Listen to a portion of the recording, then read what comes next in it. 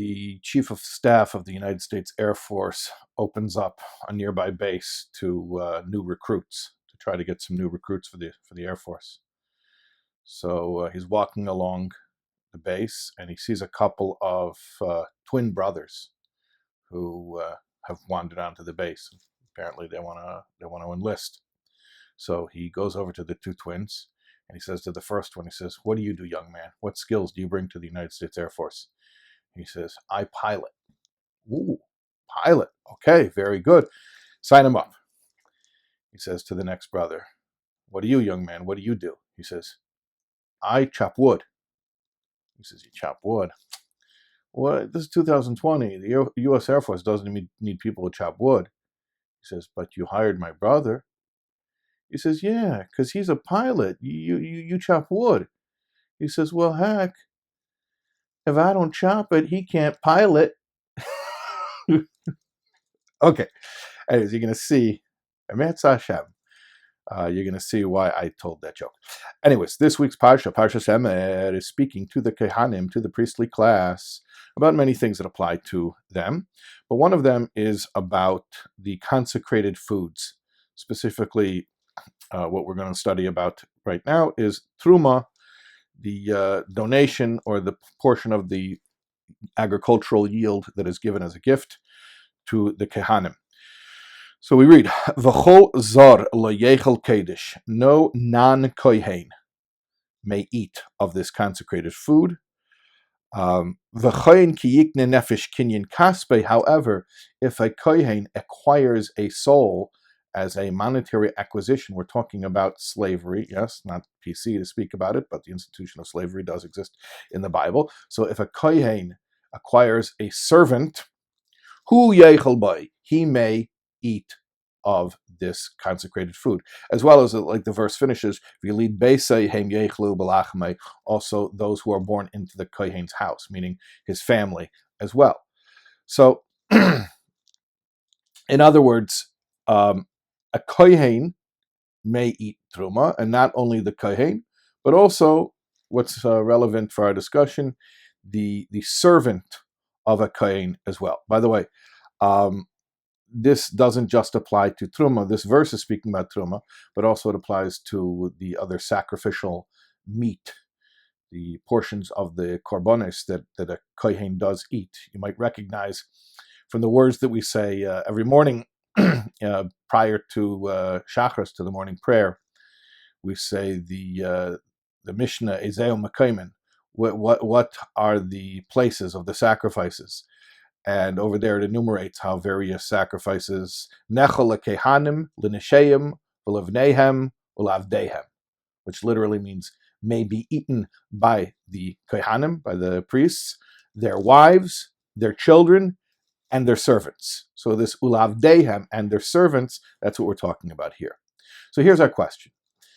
Since terumah is no longer given to kohanim today, and we don't have servitude either.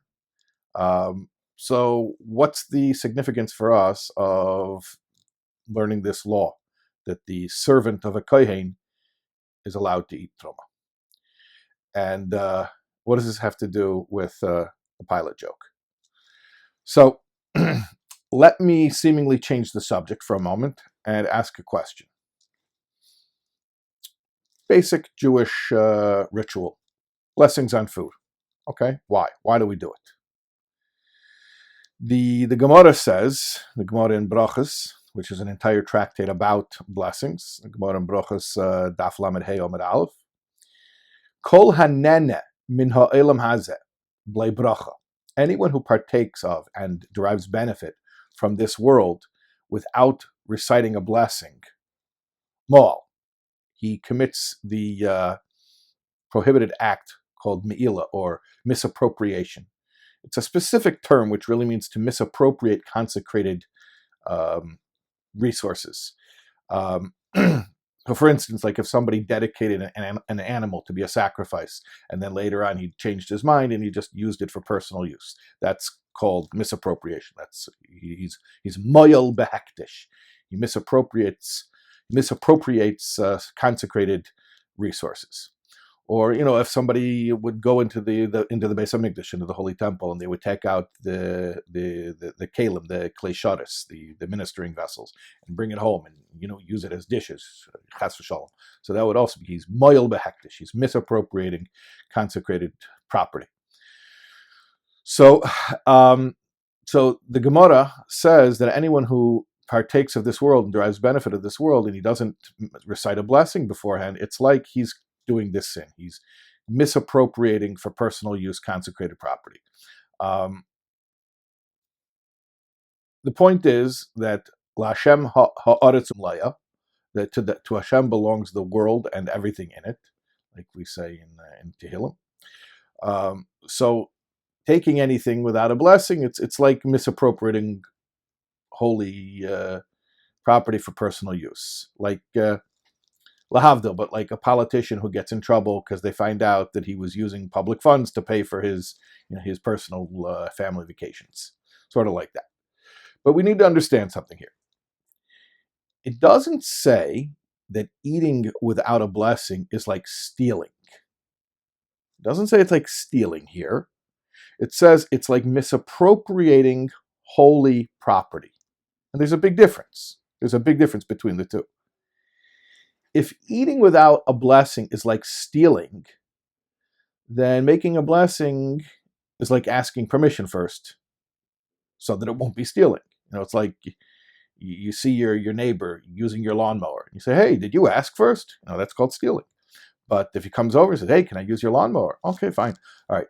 So then if it would be like stealing if you ate Hashem's food, it's all Hashem's food, everything belongs to Hashem. It would be like stealing if you ate Hashem's food without making a blessing. Then I understand. Making the blessing is like asking for permission from Hashem to eat. But that's not what it says. It says that eating without a blessing is like misappropriating consecrated property. It's like being moyel behektish. So in that case, what does asking permission help? It won't help to ask permission, because it's not an issue of getting permission. It's an issue of this thing not being available for personal use, period, at all. That's it. So asking doesn't help. In other words, if you want to borrow your friend's car, you have to ask him first, or it's stealing. But if you want to fly an F-15, okay, so now you're saying the joke. Okay, but if you want to fly an F-15, even asking the Air Force to borrow it isn't going to help. They're not available to civilians. And not only would asking permission not help, offering any amount of money in the world wouldn't help. The government is just not going to allow any civilian to fly an F-15. Any private citizen cannot do it. Bill Gates could come and offer as much money as he wants. I'm sorry, he can't fly the F-15. This is not for private use. This belongs to the military. However, there's one way that Bill Gates, in theory at least, could fly an F-15. It's one way that Bill Gates could fly an F-15. He would have to enlist in the Air Force and be trained as a pilot, and then he could fly an F-15. But then, even then, he wouldn't be able to fly it for personal use. He'd only be able to fly it as part of his military service. And then later, if he would retire and become a civilian again, he could just come back to his old base and take the F-15 out for a spin, even though he used to fly that very same plane when he was in the Air Force. And that's precisely how a blessing works. A blessing doesn't change the food. A blessing changes us. In other words, a blessing doesn't make the food no longer be consecrated property. No, a blessing turns us into people who are allowed to make use of consecrated property. And who is allowed to make use of consecrated property? When we make a blessing and we say, Baruch Atah Hashem, blessed are you, Lord our God, Elokeinu, Lord our God, Melech Ha'olam, who is King of the world. We proclaim Hashem's mastery. We submit to his authority, that not only the whole world belongs to him, but that includes us. We belong to him. So we admit that not only does the food belong to him, we ourselves belong to him.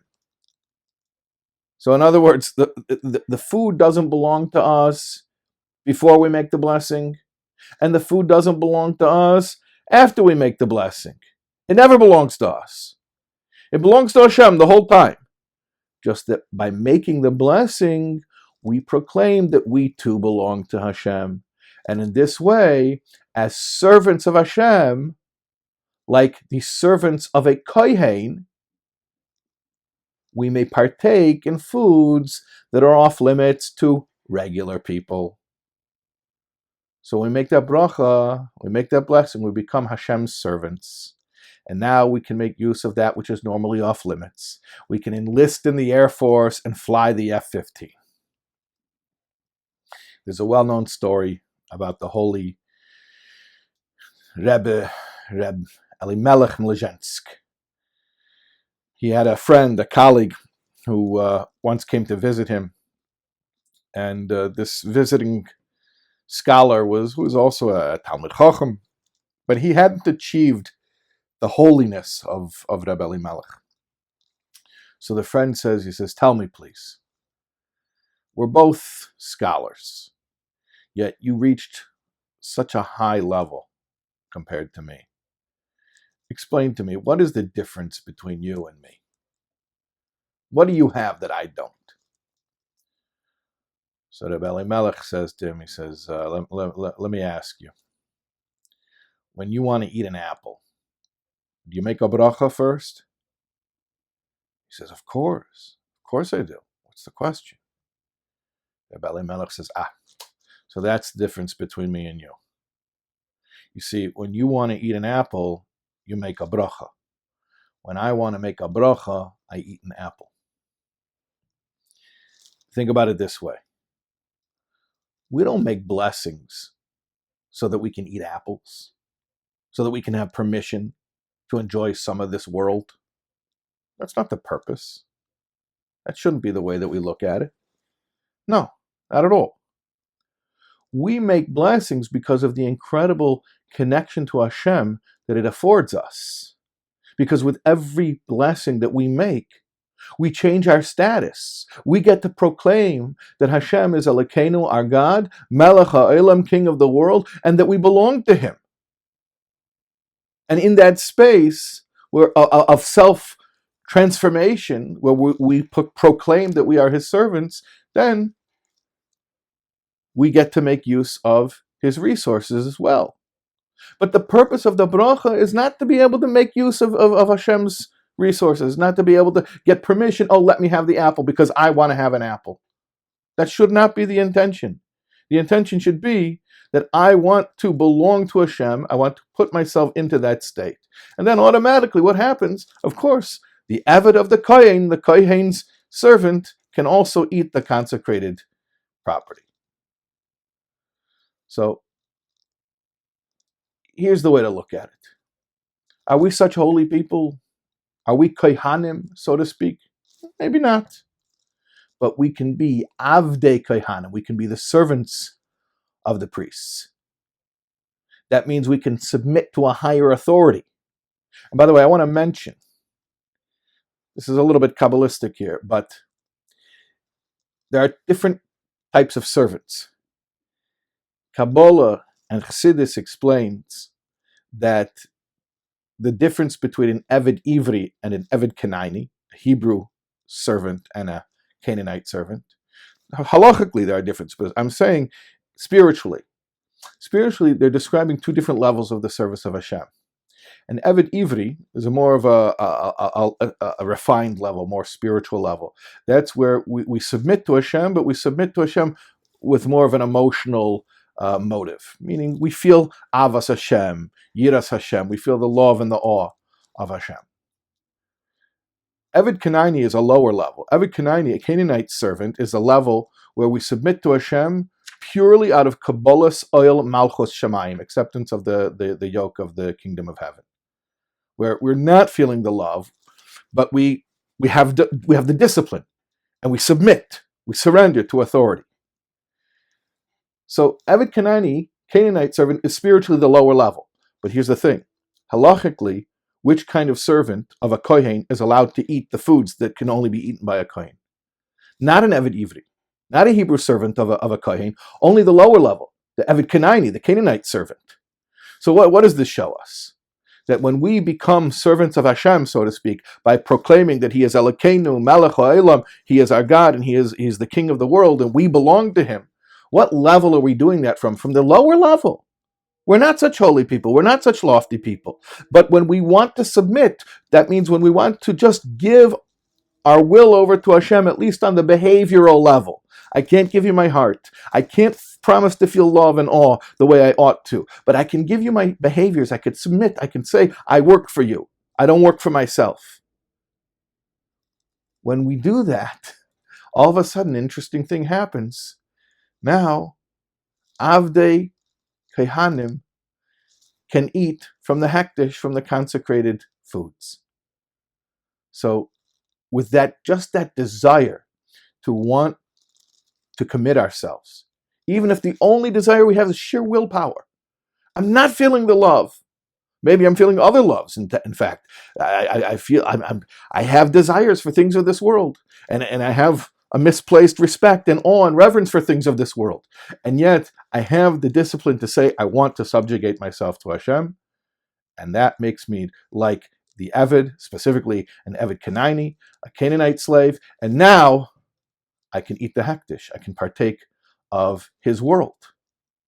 So let's be practical here. Let's talk about applying this concept to our daily lives. Very simple. When we make blessings on our food, we should have the right intention. We should have in mind, not that this is asking permission. Can we use some of Hashem's food and make it ours? No, it never becomes ours. The intention should be that we're admitting to the fact that we have a responsibility to use what we eat only for its intended purposes. Even after you make a bracha, it's not like now you can run off with it and do whatever you want with the energy in that food. It still belongs to Him. It never stopped belonging to Him. To the contrary, it belongs to Him and we belong to Him. So now you have the calories from that food, you have the energy to burn. It's not yours to use at your discretion, however you want, whatever strikes you as interesting or fun. You have to go use that energy to daven and to learn and to do acts of goodness and kindness. And that should be our intention in fueling up and partaking of the bounty of this world. Not only we're making a blessing to get permission. In fact, not at all. That's not what the point is. We're making a blessing to reaffirm the fact that we owe it to Hashem to use the energy in this food as true servants, who are always on duty and always on call. We are His. We belong to Him. And we should act like it in everything we do. The way we eat, the way we think about our eating, the way we use the energy from our food.